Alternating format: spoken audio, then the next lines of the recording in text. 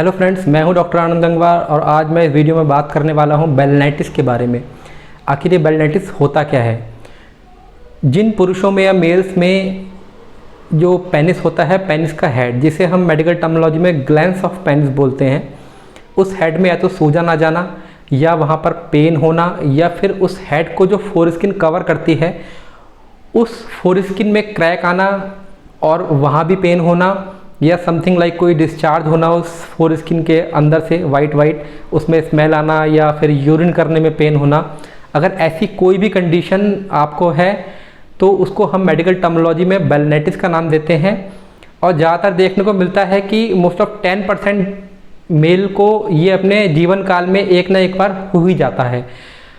जो भी मेल खतना रहित होते हैं, मीन्स कि जिनकी फोरस्किन नहीं कटी होती पेनिस की, उनको ये होने के चांसेस बहुत ज़्यादा होते हैं। बेलनाइटिस जो है 3 टाइप का होता है। पहला टाइप ऐसा होता है कि जो आपके पेनिस का हेड है उसमें रेडनेस होगी, उसमें सूजन हो सकती है, आपके जो उसको हेड को जो फोरस्किन ढकती है उसमें सूजन हो सकती है। दूसरे टाइप का जो होता है वो होता है जो आपका रिएक्टिव आर्थराइटिस होती है, जिनको उन लोगों को ऐसी प्रॉब्लम हो जाती है जिसमें पेनिस में घाव बन सकते हैं। या फिर तीसरे टाइप का जो होता है वो अबव 60 ईयर्स ओल्ड एज में इस तरह का देखने को मिलता है, जिसमें घाव होते हैं और आपको मस्से वगैरह भी, जो पपड़ीदार मस्से होते हैं, वो भी ग्लैंस ऑफ पेनिस पर देखने को मिल सकते हैं। तो अब बात करते हैं कि किन किन मेल्स को ये ज़्यादा हो सकता है। पहला तो जो भी मेल हाइजीन मेंटेन नहीं करते प्राइवेट पार्ट्स का, उनको ये ज़्यादा हो सकता है। दूसरा, जिनको डायबिटीज़ बहुत ज़्यादा रहती है, क्योंकि जब भी डायबिटीज़ बढ़ती है तो वहाँ पर यीस्ट, बैक्टीरिया, फंगल इन्फेक्शन होने के खतरे ज़्यादा होते हैं। तीसरा हो सकता है कि आपको एसटीडी हो, मतलब सेक्सुअल ट्रांसमिटेड डिजीज़, जो यौन संचारक रोग होते हैं, उस तरह की डिजीज़ हो सकती है। चौथा, ये मोटापे के कारण भी हो सकता है। और साथ ही साथ या आपको किसी साबुन या केमिकल से एलर्जी हो, ये तब भी हो सकता है। इसके मेन कुछ कॉजेज़ हैं। या तो ये जेनिटल यीस्ट इन्फेक्शन, जो एक कैंडिडियासिस एक रोग होता है, इसके कारण आपको इन्फेक्शन हो गया हो, या फिर आपको स्कैबीज़ है तो आपको बेलनाइटिस होने का खतरा हो सकता है। या फिर डायबिटीज़ में आपकी शुगर बहुत हाई है, तब आपको बैक्टीरियल और फंगल इन्फेक्शन होने के खतरे बहुत ज़्यादा हैं। या आपको रिएक्टिव आर्थराइटिस की प्रॉब्लम है तो आपको बेलनाइटिस हो सकता है। या फिर आपको स्कैबीज़ है और आपको साथ ही साथ कोई भी साबुन या केमिकल जो आपको एलर्जिक हो, उसके कारण भी बेलनाइटिस की प्रॉब्लम हो सकती है। तो हम कैसे पहचानेंगे कि आपको बेलनाइटिस है। जो इसका मेन पहला लक्षण है वो है जो ग्लैंस ऑफ पेनिस, जो पेनिस का हेड होता है, या तो उसमें रेड कलर के स्पॉट्स होंगे, या फिर उसमें सूजन आ रखी होगी, या फिर वहाँ बहुत ज़्यादा दर्द होगा। दूसरा, जो आपकी फोरस्किन है उसमें क्रैक्स हो सकते हैं, और हेड को जो फोरस्किन ढकती है उसके अंदर कुछ वाइट डिस्चार्ज जिससे बहुत ही स्मेल आ रही हो, ऐसा हो सकता है। या फिर आपको घाव बन सकते हैं ग्लैंस ऑफ पेनिस पर। अगर इस तरह का कुछ भी है, और साथ ही साथ अगर आपको यूरिन करने में प्रॉब्लम हो रही हो, दर्द हो रहा हो और ग्लैंस ऑफ पेनिस पर जलन हो रही हो, तो आप मान सकते हैं कि आपको बेलनाइटिस हो चुका है।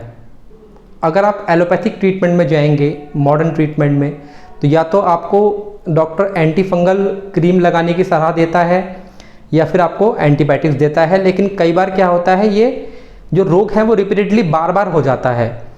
तो इसलिए हम यहाँ बात करने वाले हैं इस वीडियो में कि इसके कौन कौन सी होम्योपैथिक मेडिसिन हैं जिसे आप ले सकते हैं और ये रोग, जो ये बीमारी है, वो आपको दोबारा ना हो। इसकी जो सबसे पहली दवा है वो है एसिड नाइट्रिकम 200। एसिड नाइट्रिकम 200 में अगर जो आपका ग्लैंस ऑफ पेनिस है उसकी जो फोरस्किन होती है उसमें क्रैक्स हो सकते हैं, ग्लैंस ऑफ पेनिस यानी कि पेनिस के हेड में सूजन हो सकती है, दर्द हो सकता है, तो ये जो दवाई है वो आपको बहुत फ़ायदा करने वाली है। इसकी सिर्फ 4 से 5 बूंदें सुबह, दोपहर और शाम आधा कप पानी में लेने से जो आपका बेलनाइटिस है वो बिल्कुल ठीक हो जाएगा। और जो दूसरी दवा है वो है एपिस मेलिफिका 30।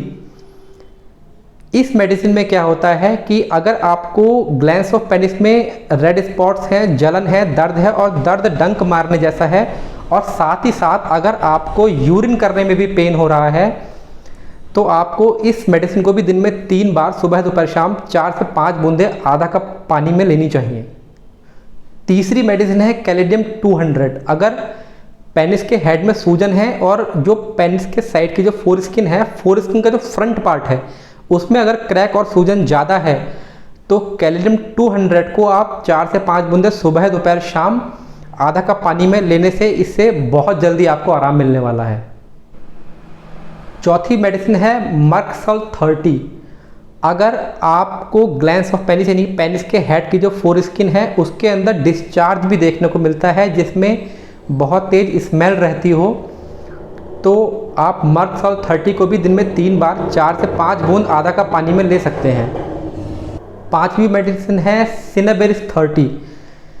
अगर आपको ग्लैंड्स ऑफ पेनिस और जो फोरस्किन है उसमें इचिंग बहुत ज़्यादा देखने को मिलती है, बार बार खुजली होती है, तो आप सिनेबेरिस 30 को भी दिन में 3 बार 4 से 5 बूंदे आधा कप पानी में ले सकते हैं। इससे भी आपकी इचिंग भी कम होगी और आपकी खुजली में बिल्कुल आराम मिलेगा, और ये 15 से 20 दिन या 25 दिन में ठीक भी हो जाएगा। और इसकी छठी दवा जो आपके लिए बिल्कुल रामबाण बनने वाली है वो है रैकवैक, डॉक्टर रैकवैक की R82। डॉक्टर रैकवैक अपनी कुछ बीमारियों के लिए नंबर्स रखता है, जिसमें एक R82 नंबर की दवा है जो आपको स्क्रीन पर दिख रही होगी। ये एक एंटी फंगल है। अगर आपको ये फंगल इन्फेक्शन के कारण हुआ है, आपने अपनी साफ़ सफाई प्राइवेट पार्ट्स की नहीं रखी है, वहाँ बहुत नमी है और वहाँ फंगल इन्फेक्शन हो गया है, तो आप R82 की डेली 8 से 10 ड्रॉप सुबह, दोपहर और शाम आधा कप पानी में लीजिए, और मैं ये श्योरिटी से बोल सकता हूँ कि आपका बेलनाइटिस बिल्कुल ठीक हो जाएगा। मेरी ये वीडियो देखने के लिए बहुत बहुत धन्यवाद, और आगे भी आपको ऐसी ही कुछ बीमारियों के अपडेट्स मिलते रहें तो नीचे सब्सक्राइब का बटन है एक, प्लीज़ उसे सब्सक्राइब कर लीजिए और मेरे साथ बने रहिए।